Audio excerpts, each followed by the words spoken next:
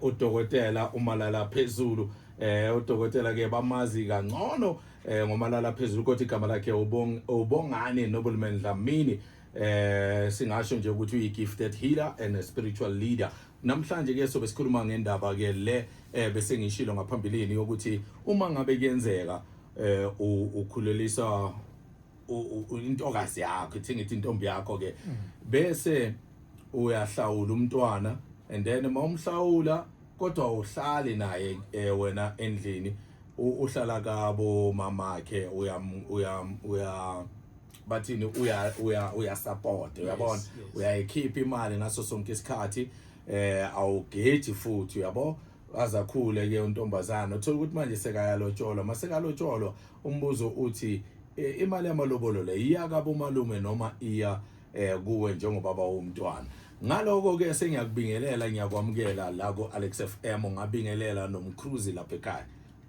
Ngibingelele sakazi ngibingelele nakubalaleli futhi emakhaya.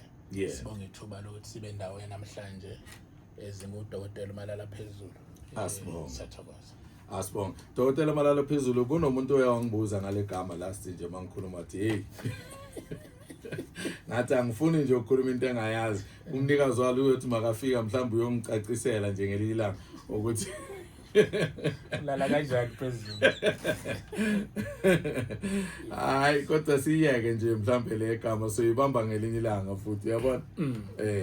Na indaba ke imile ngokomthetho mhlambe sibeke nje icaci ukuthi esizulwini ke ngoba angithi asenze ngokufana mhlambe amasiko wethu uyabona kodwa nje mhlambe ngesizulu uma ngabe uhlawulile inhlawulo nakhona ithini kuyini inhlawulo nomsakazi mhlamba sibeke sithi ngokwesintu yes mhlawumbe ezabantu abama-Afrika uma intombi ithola ingane ingane vele efanele ikhulele komalume ngoba akushadiwe akulotsholwene then nangokubaba wengane useyayo uyohlawula sebeyamnika ukuthi wena sifuna inhlawulo engaka ngengane inhlawulo yomfana ayifani nentombazana mhlambe bayisho ukuthi asilinganise nje into encane bathi inkomo ezintathu lezi inkomo zinga round off aziye kodwa endabeni yemali then ukukhipha kwakho leyo nhlawulo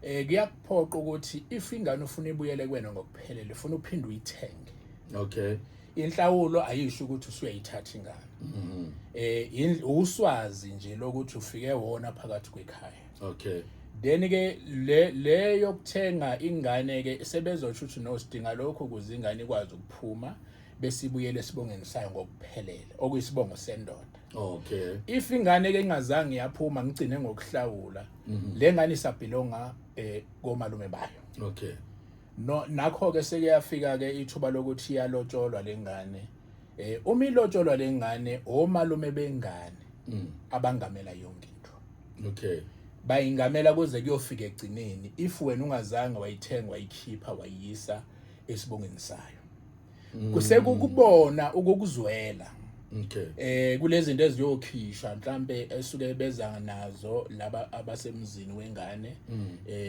kodwa awunikwe inkomeni khohlwa nje la khohlwa inkomeni uthole lutho ungathola into ezizimpahla ezizimpahla mhlamba abathe bayidinga la ekhaya ngentombazana bese bethi hayi mhlambe bakubizela i-shirt noma into ethize kodwa lesudi leka baba wengane uzuyithola izothathwa umalume ngoba uyikhipha ngaphela la ekhaya kuhle ukuthi mawuyihlawula ingane uyihlawule kodwa bese ulandelisa ngokuthi ikhiphe iye la evele ezalwa khona ukuze ukwazi ukuba nelungelo lonke lokuthi makulotsholwa lapha ekhaya uma isikhishwa ke ingane emsakazi usuyayithenga ke sebeyasho ukuthi ngedate ethize bayikhipha beyiphelezele ifike ngala imukelwe futhi shuthi la ikhishwa ngesilwane iphinde la imukelwe futhi mhlambe ngembuzi yakhona mayisuka ngale kunomkhono ozophuma kule yambuzi ekhishwe ngayo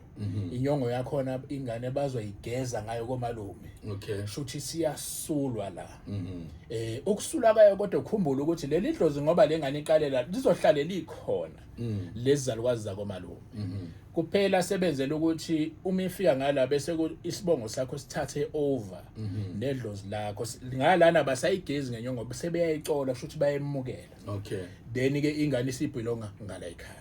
Ngokomthetho. Umthetho nje uphelele. So kahle inhlawulo ihamba yodwa ukuthi uvume icalo lenzile ngokuona lapha. Akukunikeza igunya lokuthi uthi wena ingane yakho kahle. So mangabe azange wayithenga yaze yafika kule stage sokuthi iyalotsholwa. Ungamane mhlambe maybe before bazofika lapha khona wena uyeke eqala uyokhipha lapha.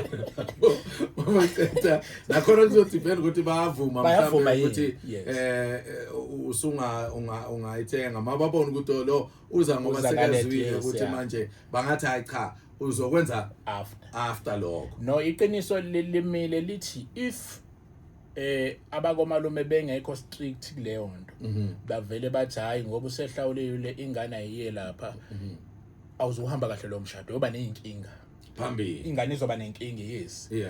Kungakuhle manje kodwa kusasa kuzoba nenkinga cause lezi alukwazi lokho izimile ukuthi no yonke into yethu. Uthola ukuthi umuntu uba nenkinga yengane akayithola ingane noma uthola ingane ezoba nezinkinga eziningi nathi asisazwani sishadile through ukuthi azange walandelwanga umthetho. So kubalekile ukuthi mawunengane ihlawule yes kodwa bese uyayithenga uyibisele esibongweni sakho. Iyona ndlela ke ezokunika ilungelo lokuthi ukwazi ukungamela yonke into. Nanoma ngabe kunento edinga ingane wena uyakwazi ukungenelela. So mangabe mhlambe kunento ezidinga ingane kodwa isesengale kubomalume wena awunaseki kufana nokuthi nje akusumntanakho kahle. Mntanakho ngoba vele nakuze lo kodwa nje akekho ezandleni zakho. Into ekiyenziwe abantu efanele sibaxwayise because abanye bayitshena ukuthi kusesintwini noma kuusiko. Uthola ukuthi ingane zala ekhaya mangizela ingane lapha ayikwazi ukuhlala ivele igule. Lezo zinto ziyakhiwa. Into esuke yakhiwe ibe imfihle emndenini. Ukuthi ezala ekhaya ingane ayihlali entombazaneni zizogula mazibe ukuthi zizela kodwa ziza even though ingazange ikhishwe zonke izinto leyo nto esuke yenziwa amakhehla ngemfihlo ezithize esingakwazi ukuyireveal manje but into ekhona ukuthi ezakithi ingane zidunga usiko la ekhaya. Angithi manje igcina lento sicasha ngosiko kanti into kwakhiwa kanti khona umuntu oyishaya nje umshosha phansi angafuni ukukhipha le mali kunjalo. And ngoba manje sifuna ukuthi umntana aphile sesiyomisa nje lapha kodwa nje ukuroba futhi naloko athi uyabuya komalume aphinda agule futhi bese kuthiwa hayi asale sehlala lapho. Yes ukuroba konke lokho. Kunzima. Izinto ezikhona lezi ezicasha ngosiko kodwa. No.